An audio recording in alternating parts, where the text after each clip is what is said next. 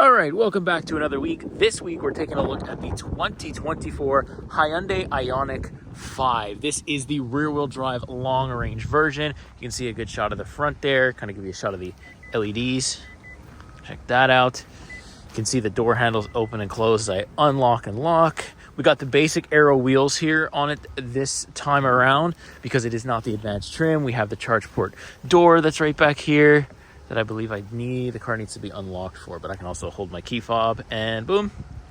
So check that out. You can see it's pretty much good to go. Hold it again. Things will close up. We got the LEDs on the back here. They're not lit up because I don't have the car on right now because I want to show you the startup. No exhaust, obviously, because it is an electric vehicle. And we don't have an automatic liftgate because this is just the preferred version. So we don't have any of the fancy stuff, but that's okay. So plenty of trunk space, lots of room to put big stuff in here. Like look at all this room I can already see. So yeah, and the color is quite interesting. It's actually not a color that I've seen or really test driven before. So it should be quite the interesting week. I'm interested to see what other people think of it. You let me know right away what you think of it. But let's hop in and let's do a quick startup, and then I'll give you my first driving impressions. We're gonna get in the IONIQ. See, I walk up, these door handles pop out, and then obviously when you're driving, they're not out. So I can hop in here. Nice steering wheel. If you've seen my video on the IONIQ 6, you'll notice a lot of similarities between the two. I'm just banging my shoes off because I don't want to trap too much mud in the car here. All right, so close this door. You can see we're kind of nicely surrounded here. Same wheel as the IONIQ 6. Obviously, there's like some subtle changes. Start stop button is right here, foot on the brake. Boots up so quick. Have this like big empty space here that's really awkward that I already noticed, but yeah, it's such a cool SUV or EUV if you want. I can't wait to test it out this week. So let me mount you up on the windshield here and let's give you my first driving impressions for the IONIQ 5. All right, so first impressions for the Hyundai IONIQ 5 with what little time or little daylight that I have left. So, you know, already okay, so I'm driving the preferred rear-wheel drive. I almost said front-wheel drive. Long-range preferred rear-wheel drive IONIQ 5. So it's not the premium model. There's no ultimate package. It's really a lot of the standard features. The only add-on is the fact that I have the long-range version. And I mean, so far I'm at 74%. I picked it up and I have 331 kilometers. So already that's pretty good. And it's quite cold out. It is, I don't know where the temperature is anymore. It is +6 here in Quebec. So pretty cold. Getting there, not in the minuses yet, but in the morning it is significantly colder. So we'll see if the battery drops off then. I am going to just kind of plug it into the wall overnight to kind of hopefully keep things warm. But I've got heated steering, I've got heated seats, so already that's covered. You know, the ride quality is pretty good so far, actually. I'm in just eco mode because I'm driving, but I can pop it into sport mode and give it a quick little bop. It's still fast. It's still, like, even at its rear-wheel drive, it's still got a kick to it. Like, obviously that's something I'll probably get used to if I do it multiple times during the week, just like all the EVs. But the road noise is pretty good too. It's not too loud in here. The thing that's bothered me the most so far is like the sound system is just not great. It's just not there at all. It's usually the problem I find with Hyundai Kia kind of thing, especially in the lower models. They don't really put too much of an effort on the sound system, and when I feel like they should, they just didn't. The good news though is the fact there's not a lot of road noise. It's really quiet, even though I have winter tires on, so that is making things maybe a little bit more noisy, but it is really quiet, so it isn't difficult to hear the sound system. It's just not a good one. I also really like how massive this steering wheel feels. Like, it's such a big feel. I loved it. You know, I got to drive the Hyundai IONIQ 6 you know, really early in the summer. It's almost the exact same steering wheel, exact same shift knob. A lot of the things are exactly the same, other than, you know, I have a little bit more headroom here in the 5. The 6 was a nicer trim, I will say that, but obviously we can't compare them because they are very different price points. This one's like, you know, the low 50s. The IONIQ 6 that we had was a high 60. So, you know, it's quite a bit of difference. But for like a daily electric vehicle, I'm excited. I'm so excited to see this. This was like one of the first vehicles that came out that said that, you know, Hyundai was serious about what was going on in the EV. They were willing to take it serious, and they proved that not Tesla was not the only company that could make a cool electric vehicle. Hyundai have come out with this, and then they've followed it up with the 6. Both are fantastic lookers. You know, you could choose your preference. Personally, I think I may be gravitating towards the 6 more now, but when the 5 came out, I was like gung-ho. I really liked it. And I can turn my iPedal on. I've got 1-pedal driving, super nice. So coming from a manual car to an electric is a little bit weird, and then going back to a manual car probably next week is weird, and it does take some getting used to, but once you're used to it, it's just such a smooth, easy appliance to use. You know, like, you really need the IONIQ 5 as an appliance, or you want to look at it like that. It's very easy to do that too. Lots of room, really good comfort. It's an electric vehicle, so you're getting all your incentives here in Quebec anyways, and you know, you're not really gonna have to visit the gas station, which is great. And there's a lot of stuff here that comes standard, which I really like, and I'll try to go over all of it during the week. I'll try to, you know, cover everything that's standard and what you would get if you want a rear-wheel drive, long-range Hyundai IONIQ 5. So there you go, that's the first impressions. I'll pick it back up later on during the week because the sun is going down really fast here, so you're not gonna be able to see me in a couple of seconds. So I will end it up there. I'll pick it up during the week when there's more sun, more light. Let's go. Oh my God, I wasn't even close to ready for it to snow. I don't even have boots on. My shoes are soaking, and I don't have a rear wiper. It's fun. You gotta love Canada winter. You just gotta love it. There's nothing else you can do, right? All right, so I cannot cold start the IONIQ 5 because there's no noise anyways. But what I want to show you is the fact that I charge it with the wall plug. And look at this. So you can see it says it's been charging all night, and I still have another 27 hours to go because the wall charger is extremely slow. But and that's not a complaint. I mean, Hyundai's honest about that. They say that when you buy it, but they do include it, which is really good. And some manufacturers don't even do that, so that's awesome. And I basically just plug it in overnight in order to just, you know, have the battery not drain, just to kind of keep things warm because it is getting colder here. So it's much easier to do that if you don't have a actual electric charger that you could use.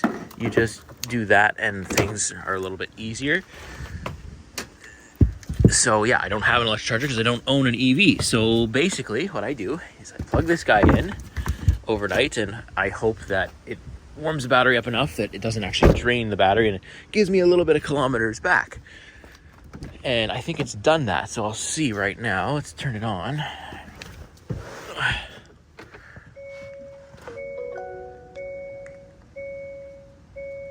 It has. I was just below, 65%, so it gave me a couple of kilometers back, which is all I honestly was looking for.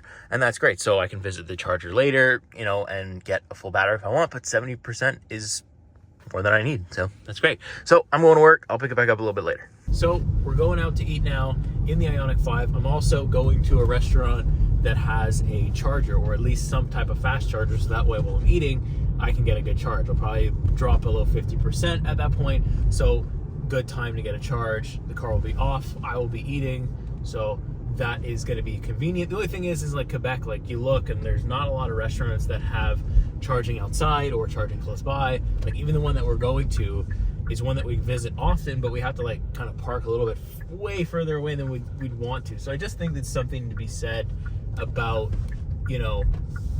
the charging infrastructure. It's there probably more than Ontario and Quebec, but it's still not like ready for like everybody to switch over right now. So like we did last week, I have my wife filming behind the camera, so I'll ask her what she thinks about the IONIQ 5. Well, it's her first time in the car, so we'll see what she thinks. So what do you think, wife, about the car? Well, first impressions, it's extremely spacious. There's a lot of leg room. Can you see my feet from where you're sitting? It's a little bit weird that I can see your feet. I would be a little bit concerned. I mean, we don't have kids yet, but I would almost be concerned of like a kid, like, I don't know, maybe throwing a ball and then it rolls to your, but I guess that could happen in any car. It just seems more likely here, yeah. But it's nice. It's nice to have that space. You don't see that like space in the middle there often. Usually there's more of a separation, but I don't hate it. I mean, I like it. What about this versus the IONIQ 6? Boy, that was really bad. I mean, I know they have the same name, but I just find them so different. Yes. The IONIQ 5 is basically an SUV, and the IONIQ 6 isn't. So they're almost hard to compare in that sense, because I like the IONIQ 5 and I like SUVs, but the IONIQ 6 almost reminds me of a Porsche. So it's like it's so different. They're almost hard to compare. A lot of people say that they're so different that you would think they're built by different companies. But they're not even in the same company. They're not even in the same brand that built those cars. Yeah. It's like, Kia could have built one and Hyundai could have built the other. You could tell somebody who knows nothing about the brands, tell them that, and they probably believe you because they're so different. Yeah. But also the same in terms of drive quality. The steering wheel feels the same. The ride quality feels the same. No, I feel like you're a bit lower in the 6. Well, but I also, the IONIQ 6, there's no way it's as spacious as this. No, well, I find sitting in the IONIQ 6, when you had it, it was a bit tight. yeah, because maybe the center console, if there was a center console, you'd feel more tight. You feel so spacious because they eliminated it. Maybe, yeah. Because the IONIQ 6 has something right here that's really the only difference.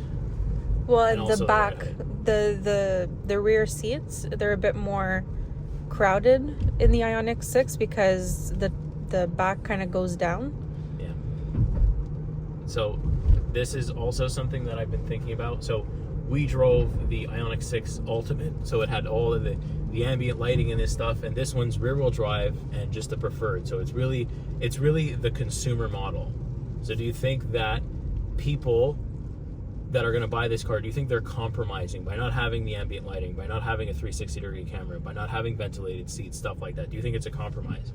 Well, it depends. What's the price difference?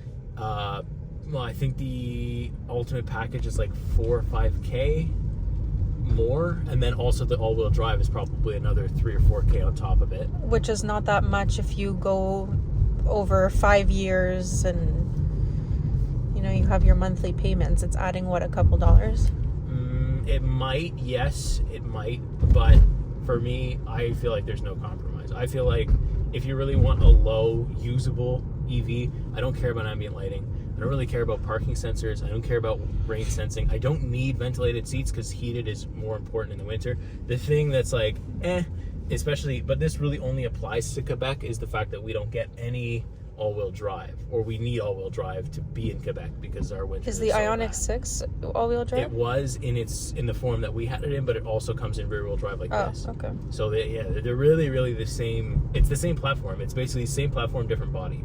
So we're basically driving a 6, but so it's a matter of preference at the end of the day. Pretty much, because they're so similar. Yeah. Not in look, but in features and levels and. Like if you. Okay, so I'll word it this way. So if you hopped into the IONIQ 5 in this current state, you didn't even know that there was an Ultimate package, would you be happy at, I think this is like 54K for everything that's in here? So for me, living in Quebec, the heated seats and steering is a must. So it has that. I would consider this like pretty luxury, honestly. Like it's... Right, they packed it. Yeah, like it's a nice looking car. It's a bit much, the 54, knowing that it's not all-wheel drive. I think that's without government incentives in Quebec specifically. But if I'm gonna pay that much, I at least want all-wheel drive. Yeah, that's true. But you can option it. It's not, you don't have to go Ultimate package to do it. You can just add all-wheel drive, but you're gonna lose range. Because if I went with the Kona all-wheel drive, then what's my price? A little bit less, I think. Well, actually, it's close. It's very close. But I'm saying no sport, just a regular Kona. You're probably in like the 40s, low 40s. So that's probably more affordable for a lot of people. Yes, but if that's only if you're looking for a gas car. So I think we'll leave it there for the IONIQ 5 night drive, or wife's thoughts, whatever you want to call it. And let me know if you want to see more, you want to hear more. I get a car pretty much every week, trying to keep the streak going, getting a car every week. So yeah, I'll pick it back up a little bit later in the week, give you a final tour, final thoughts, and we'll take it from there. So I'm getting the car wash because I'm about to film, but it's a perfect time for me to sit here and tell you about the interior of the IONIQ 5. So hopefully that noise back there isn't too loud, but we do have this really nice steering wheel. They took away the LEDs this year for some reason, which doesn't make sense. Or I don't know if they were ever there, but anyways, they were on the 6 and I really like them, so it sucks that you don't see them. But you do have these dots here that are like Morse code for the letter H, which is nice. Bunch of different controls here, really simple to use. The drive mode button is super quick, really quick with the infotainment. You can see my range switching around there as I change through. Got some paddle shifters here for the regenerative braking. Right now I'm in park, so everything's good. I have the gear selector down here. Same thing we're used to seeing. We saw it on the 6 as well, so it's very nice. Illumination controls right here. Traction control on and off is there. We have some like Hyundai kind of listens, right? Like, so we have some physical buttons and some like touch buttons, but everything works well. I don't have to switch screens on the touch thing here. It's all right here. It's all fine. It's all nice and ready to go. I also have a rear view camera, little button there. Since we don't have the ultimate package, there's no 360-degree camera, but there is some parking sensors in the rear. That's why I have this button right here. You know, I have warmers, so I have either heated seats or heated steering. And that's it. There's no ventilation again because we don't have the ultimate package. The seats are also really nice. I got like this nice pixelated thing here. It's very nice. As the water goes over, you can see like everything's laid out very nicely. There's a ton of space up here in the front, and that kind of makes all the difference. All right, so this wraps up just about another week with the IONIQ 5. It's been such a fun week. I've, you know, grown ever more attached to this car the longer that I've had it. So I'll give you one last walk around so you can see how nice it is. And yeah, I'm definitely going to miss it. It's going to be hard to let go, going to be hard to drop off later today, but we must do it because we have to go on to the next one. That is, that's the life of a reviewer, I guess. You kind of get attached to the vehicles, and then before you know it, you got to give them in, and that's how it goes. So, you know, it's been really good. It's got winter tires on it, and the rear wheel drive has not bothered me one bit. So I've been enjoying every second. So let's actually hop in and let's do some final thoughts.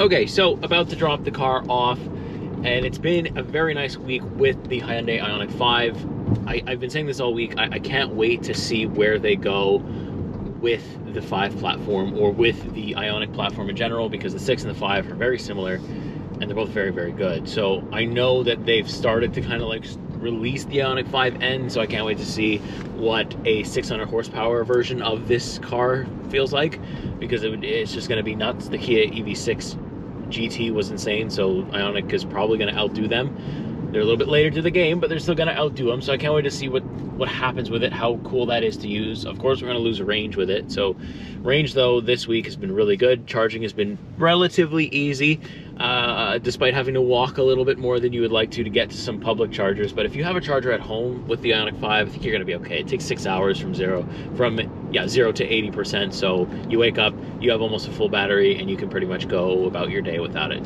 Road trips, though, I'd still be a little bit nervous. I just don't feel like Quebec or really anywhere in Canada has a good enough infrastructure to support a road trip across Canada.